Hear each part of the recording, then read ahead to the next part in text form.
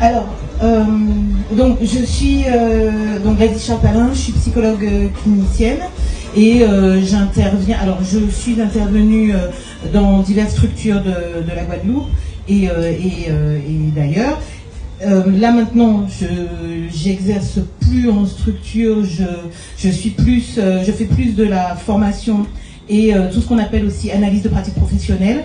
Et c'est vrai que donc je m'intéresse beaucoup au niveau des structures médico-sociales. Je m'intéresse beaucoup au regard que l'on peut avoir sur que ce soit le regard des soignants, mais aussi le regard aussi des familles, et notamment sur nos seniors, parce que effectivement, comme disait donc monsieur, la Guadeloupe vieillit et j'ai tendance à dire qu'elle vieillit mal. Alors effectivement, c'est peut-être pas positif de dire ça comme ça en préambule, mais c'est vrai que tous les jeunes s'en vont et il y a des raisons pour cela. Tous les jeunes s'en vont et les personnes donc qui étaient à l'extérieur, j'ai vu moi au niveau de ma patientèle, j'ai vu beaucoup de personnes qui ont fait leur vie par rapport à diverses situations, divers événements de vie, hein, qui ont fait leur vie à l'extérieur et qui sont revenus. Bon, mais quand ils reviennent, ils ont déjà un âge. Et en même temps, les jeunes partent. Donc, ce qui fait que ça donne forcément des chiffres qu'on va voir ensemble. J'ai commencé donc par faire un petit peu un panorama de la situation en me basant sur les chiffres de l'INSEE. Et puis petit à petit, je vais vers un petit peu plus de psychologie qui est mon domaine. Mais la psychologie, de toute façon, se base sur tout ce que l'on va évoquer, puisque c'est c'est le matériel que l'on utilise en fait. Alors, je parle parfois un peu vite. N'hésitez pas à m'interrompre. J'ai pas fait beaucoup de diapos, ne vous en faites pas. Et bon, en plus, je suis très contente justement qu'il y ait les autres intervenants. Et donc, on va pouvoir échanger autour de cela, mais n'hésitez pas à me poser des questions ou à m'arrêter. Donc, voilà. Donc, comme vous le voyez, donc ça, ce sont les chiffres de l'INSEE. Donc, au 1er janvier 2025, la population de la Guadeloupe est estimée donc à 380 400 habitants. On voit que le recul démographique se poursuit. Comme c'est expliqué là, effectivement, en 2024, la population déjà diminuait en raison donc du recul des naissances, l'augmentation du nombre de décès bien sûr, et donc la baisse légère de l'espérance de vie. Mais c'est vrai aussi que les jeunes partent et que et ils partent. Quand ils partent, il y a des raisons qu'on pourra voir ensemble, qu'on évoquera ensemble. Hein. Donc la Guadeloupe, alors là on ne voit pas bien, je vais vous lire ce qu'il y a en jaune. Donc la Guadeloupe devient la deuxième région française où la part des personnes de plus de 60 ans est la plus élevée après la Martinique. Donc l'exode des jeunes continue et ça majore donc le recul démographique qui avait été amorcé depuis 2011. Donc plus ça va et plus on perd des jeunes. Et donc là, vous voyez sur le graphique, donc l'exode des jeunes continue. Ça contribue bien sûr au vieillissement de la population. Quand vous avez 27% des habitants qui ont moins de 25 ans, ça fait peur quand même. Ça fait peur. Et d'autant plus quand vous voyez aussi au niveau du chômage, les chiffres du chômage. Donc sur la part justement des 25-40 ans, c'est malheureusement je l'avais noté et je l'ai pas en tête. Excusez-moi, hein, je vais juste demander. Tu te rappelles pas? On avait regardé pour les chiffres là au niveau. Je me rappelle plus. On était dans. Je vais rechercher. Mais enfin bon, en tout cas, c'est assez élevé et donc ça peut expliquer justement cet exode des jeunes. J'ai deux exemples vraiment flagrants. Il y a une petite jeune fille, c'est cette semaine, on discutait avec elle.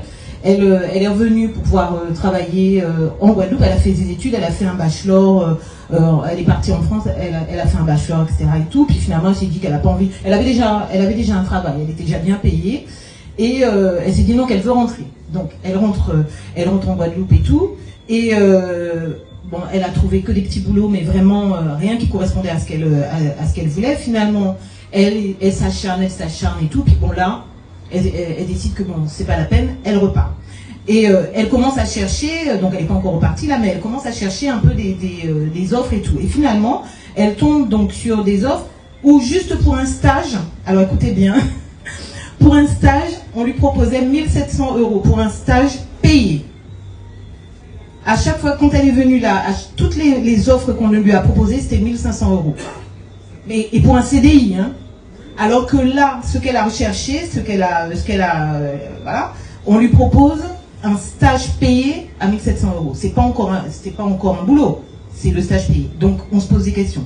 Pareil aussi, j'avais aidé donc une personne, en fait, chef d'entreprise, à chercher donc à évaluer en fait des personnes.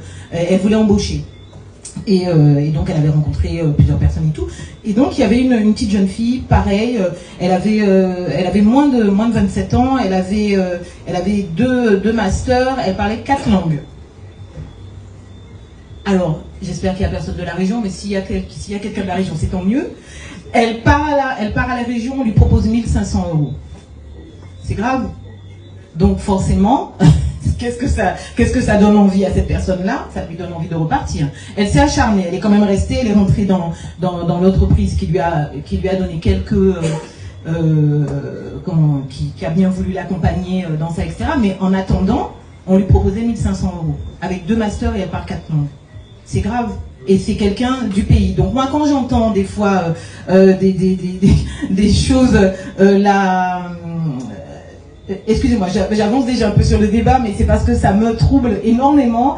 Il y a peut-être 2 mois de ça, il y avait c'était un colloque sur la silver economy. Donc voilà, l'économie, les personnes âgées, tout ce qu'il y a autour des personnes âgées, etc. Et il y a un monsieur, un élu d'ailleurs, qui s'est permis de dire « Oh mais par rapport, bon il y a l'exode des jeunes et tout ça, mais pour pallier cela, il faut faire des bébés. » Moi ça me donne des frissons quand j'entends des choses comme ça, j'ai envie de me taper la tête sur le carrelage parce que je me dis mais est-ce que les gens réfléchissent un petit peu? C'est-à-dire qu'au lieu de se dire on va mettre en place des choses pour que nos jeunes restent, on va mettre en place une politique qui va faire que ben non, il faut faire des bébés. C'est grave. Donc c'est juste parce que je trouve ça, mais je trouve que c'est une violence pour la population, je trouve que c'est une violence et je trouve que c'est, je sais pas, c'est une perte de sens en fait. Mais vraiment, le mot qui me vient vraiment en tête là, c'est violence. Violence vis-à-vis de la population. Alors, la Guyane et Mayotte restent relativement épargnées donc par cette transition démographique. Pourquoi je l'ai mis? C'est parce que justement, Guyane et Mayotte, ils ont un fort taux de natalité et un solde migratoire nettement positif. La Guadeloupe, elle passera du 86e rang des départements les plus âgés de France en 2000. Donc, elle est passée en 2013. Donc, elle était au 86e rang et là, en 2050, elle passera au 6e rang. Donc, c'est pour vous dire que là, on est en train de descendre là. Mais bien.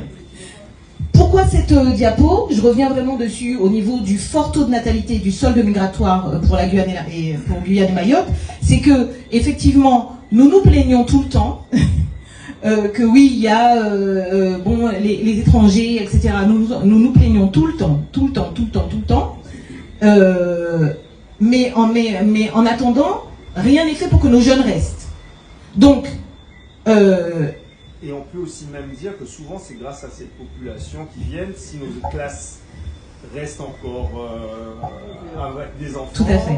Voilà, c'est là où je veux en venir, c'est ça. C'est-à-dire qu'on se plaint tout le temps, on va même jusqu'à voter, c'est pourquoi pas, d'accord. Mais en attendant, la Guadeloupe se dégraine là. Donc là, la Guadeloupe ça va pas du tout. Mais on refuse les personnes, on est contre.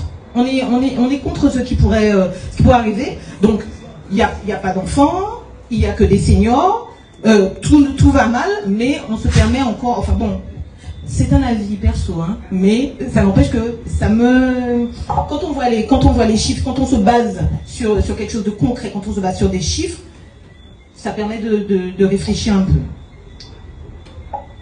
Et quand on voit avec les autres départements aussi. Alors, en 10 ans, l'île, donc la Guadeloupe, a perdu 0,5% de sa population en moyenne par an. Donc ça fait une baisse totale de 17 700 habitants. On ne se rend pas compte comme ça. On ne se rend pas compte. D'accord ? Mais en 10 ans, c'est l'équivalent des communes de Basse-Terre et de Petit-Canal réunies. Ou pour vous donner une plus grande idée, c'est comme si on rayait de la carte Petit-Canal, pas Petit-Canal, excusez-moi, Goyave, Terre-de-Bas, Vieux-Fort et Vieux Habitants. C'est comme si on les rayait de la carte. Voilà ce qu'on a perdu en 10 ans. Donc ça demande de réfléchir. Et non seulement, bien sûr, parce que c'est bien de réfléchir, bien sûr, mais après, de voir ce que l'on désire pour la Guadeloupe. Donc, des politiques de prévention efficaces pourraient réduire de 20% le nombre de seniors dépendants d'ici 2040. Parce qu'en plus de ça, nos seniors, non seulement ils sont seniors, bon mais ça c'est normal, hein, c'est l'obsolescence de la machine, on va dire, donc ça c'est normal, mais non seulement ils sont seniors, mais en plus ils sont de plus en plus dépendants. Et de plus en plus ils sont en perte d'autonomie. Donc ça aussi, il faut réfléchir. Avec tout ce qui est comorbidité, tout ce qui est maladie, tension, justement, donc monsieur l'évoquait, tout ce qui était donc tension, enfin hypertension, diabète, toutes les maladies cardiovasculaires, etc. Donc, tu voulais dire quelque chose, Léna ? Tu voulais... Ouais, voilà, tout ce qui va être maladie cardiovasculaire et tout. Donc, non seulement nous avons des seniors, nous avons beaucoup de seniors et pas beaucoup de jeunes, mais en plus de ça, nos jeunes commencent à être un petit peu, ça va pas quoi, d'accord ? Donc ça aussi, c'est aussi à envisager. Cela suppose donc des campagnes de santé publique régulières, parce que moi de temps en temps je vois manger 5 fruits et légumes par jour, ok, bon, faites un petit peu de sport, pourquoi pas, mais et après quoi, d'accord ? Ne buvez pas, ne fumez pas, ok, mais et après ? Donc cela suppose des campagnes de santé publique régulières, des activités physiques encadrées, en structure, et un accès à une alimentation équilibrée, avec un suivi médical renforcé. Parce que l'alimentation, c'est hyper important. On a plein d'aliments transformés qui arrivent, etc. La plupart du temps, ils sont beaucoup moins chers que tout ce qui va être, bon pour la santé. D'accord ? Et on se jette dessus, on ne fait pas de sport. La plupart des gens, je le vois quand j'interviens à domicile, la plupart des gens, ils sont devant la télé. Et c'est là où c'est grave, parce que je vois des personnes qui ont 80, 90 ans, qui passent le balai toujours devant leur porte, qui vont pas au marché, qui vont dans leur petit jardin, qui vont et tout ça. J'en vois des fois sur la route que je peux croiser et tout ça, qui continuent à marcher un petit peu carin, mais qui ça. Par contre, tous ceux d'après, on va dire vers je sais pas 65, 70 ans, là, je suis installée, tranquille, et je suis devant ma télé. Est-ce qu'il n'y a pas aussi le fait que les personnes âgées qui sont dans des communes rurales ont plus la possibilité de se mouvoir que celles qui sont aussi en ville, qui sont dans des appartements ou dans des logements sociaux, où là c'est beaucoup plus difficile aussi pour eux?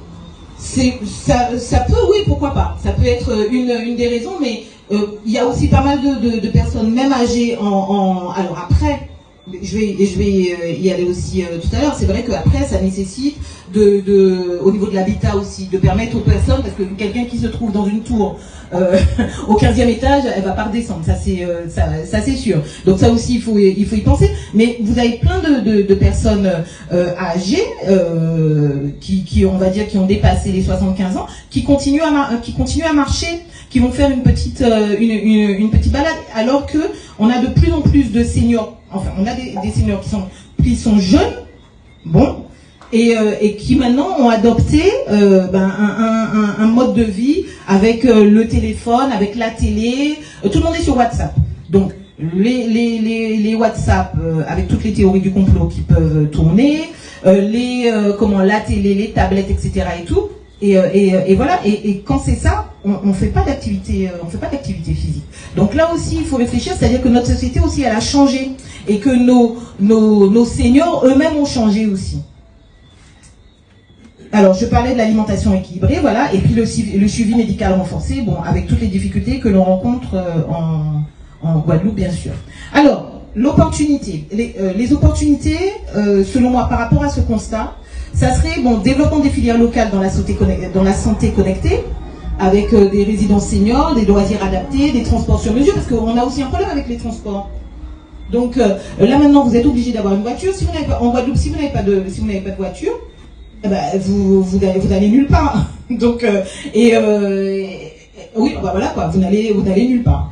Investissement structurant, donc les habitats adaptés, les transports accessibles, services de santé de proximité, structures d'accueil et de loisirs, adaptation de la formation et de l'emploi, ne serait-ce que ça. Vous voyez, c'est pour ça que je vous dis, quand j'étais à ce colloque sur la silver economy et que j'entends quelqu'un qui dit oui, faites des bébés, moi ça me hérisse le poil, parce que là on est dedans. Adaptation de la formation et de l'emploi, ben voilà, c'est tout. Nous avons des jeunes, nous avons de plus en plus, enfin la Guadeloupe vieillit de plus en plus, et nos jeunes partent. Eh ben, faites-les rester, il y a plein de choses qu'on peut faire là.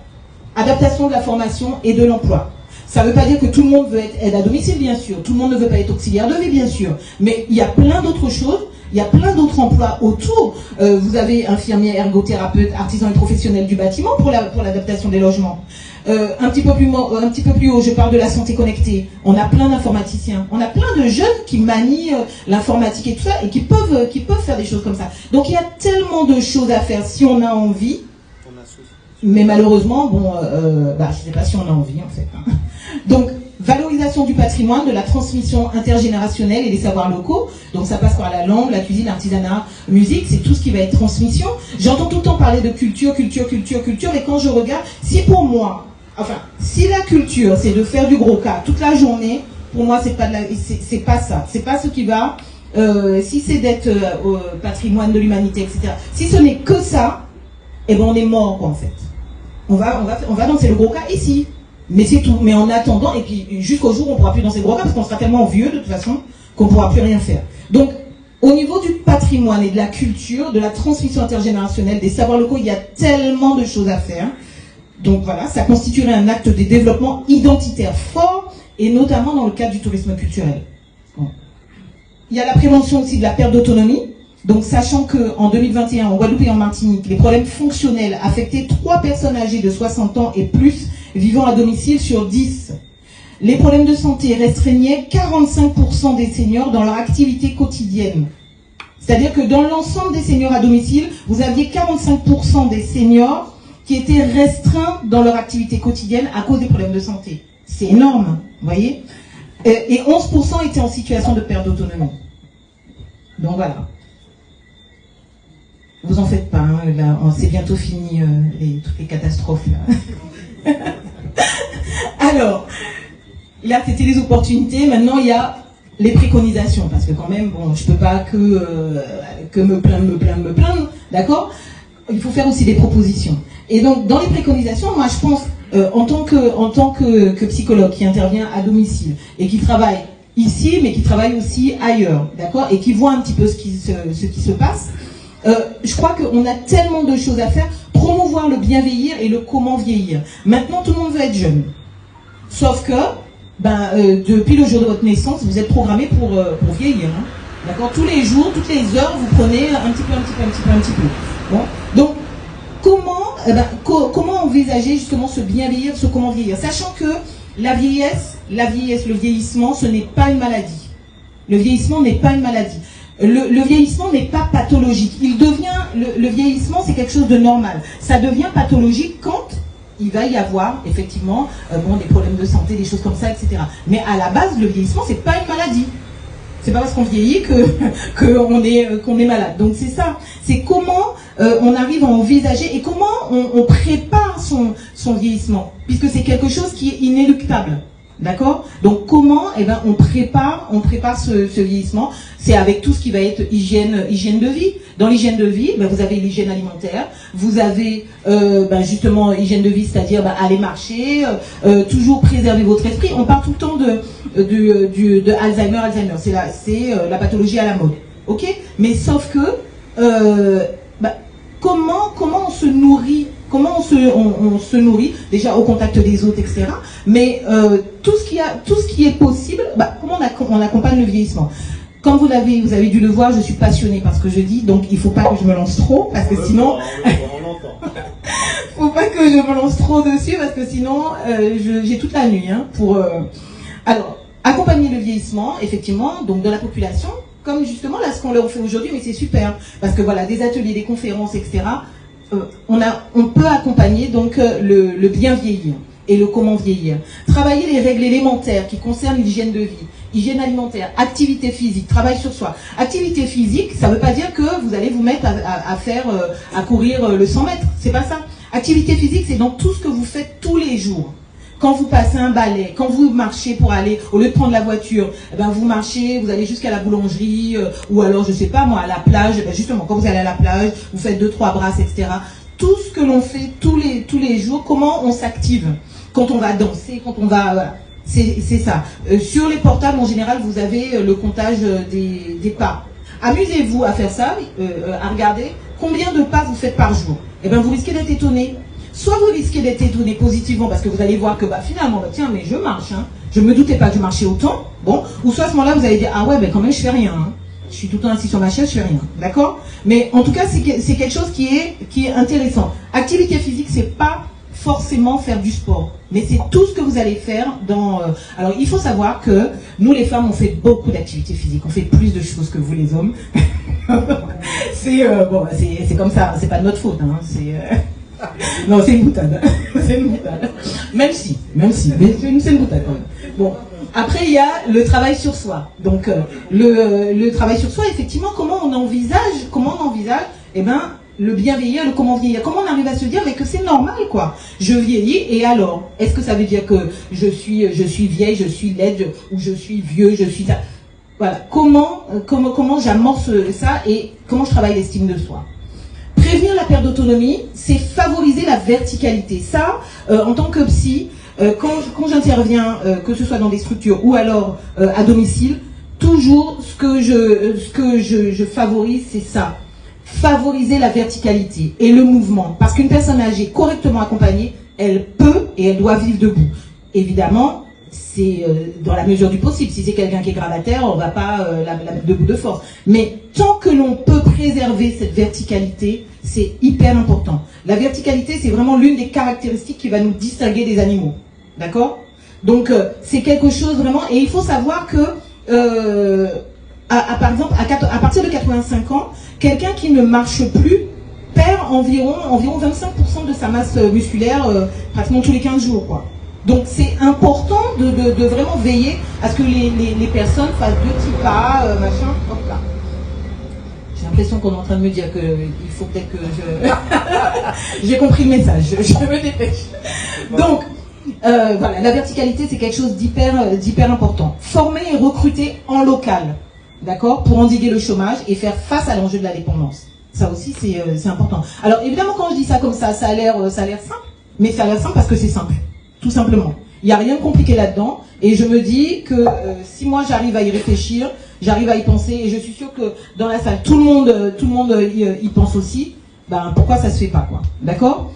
C'est presque fini. Donc, accompagner les aidants familiaux, d'accord? Il y a plein de choses, c'est avec les dispositifs de plateforme de répit, les rencontres, groupes de parole, conférences, ateliers, facilitation des démarches administratives, parce que par exemple, pour les aidants, c'est pas facile. Quand vous avez, et bien souvent malheureusement, quand vous allez vous retrouver, je sais pas, une famille par exemple avec 5 enfants, il y en a 3 qui sont partis à l'extérieur, il en reste plus que 2, mais il y en a un qui se trouve peut-être à Basse-Terre, l'autre qui se trouve en Grande-Terre. Bon, c'est celui qui va être le plus proche, et en général, vous allez dire encore, que ouais, je parle tout le temps des femmes. En général, si c'est une femme, le boulot c'est pour elle, quoi. Voilà, va t'occuper de maman, va t'occuper de papa. D'accord? Et voilà. Ça peut poser des problèmes au niveau du travail, si la personne elle travaille. C'est embêtant. Et si elle ne travaille pas, effectivement, on peut la professionnaliser. Sauf que bien souvent, les personnes ne savent pas comment faire.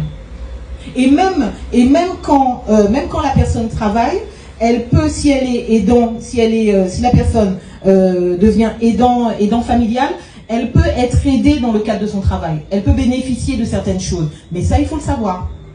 Donc, il faut pouvoir accompagner les gens. Et quand on regarde, moi je vois au niveau du conseil départemental, quand vous allez sur le site, c'est flou.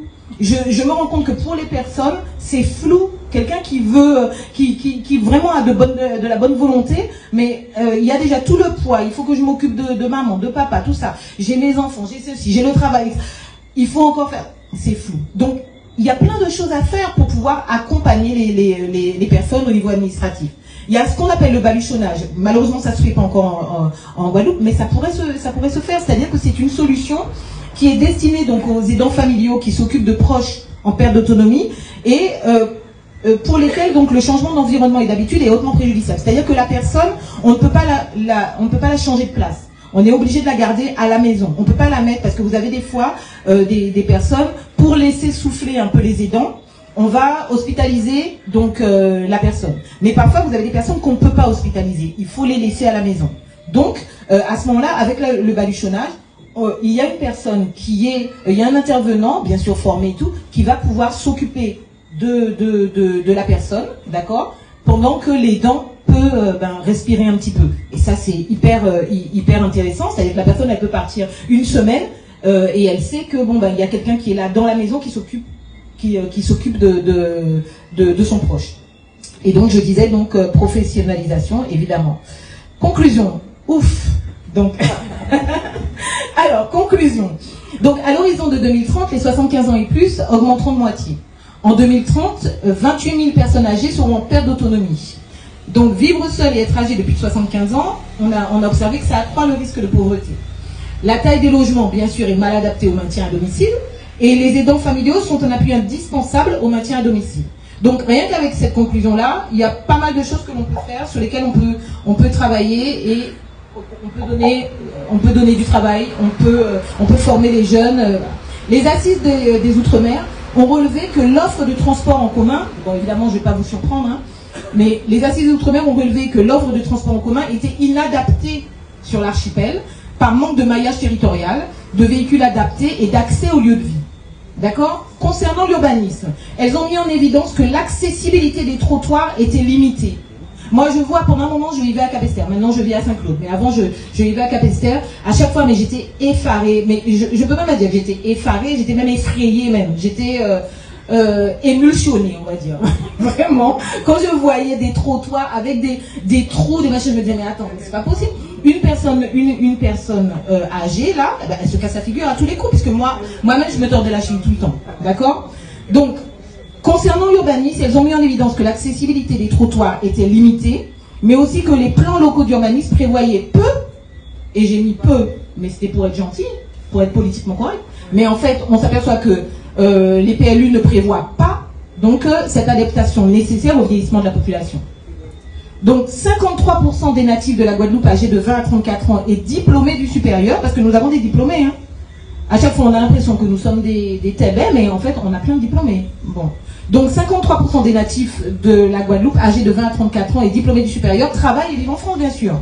Parce que, comme je vous disais tout à l'heure, les deux exemples que je vous ai donnés avec des personnes qui étaient diplômées, qui ont voulu, mais après, qu'est-ce qu'on leur propose ? Et ils partent en France, mais ils partent aussi au Canada, je connais qui sont partis au Japon, qui sont partis, voyez ?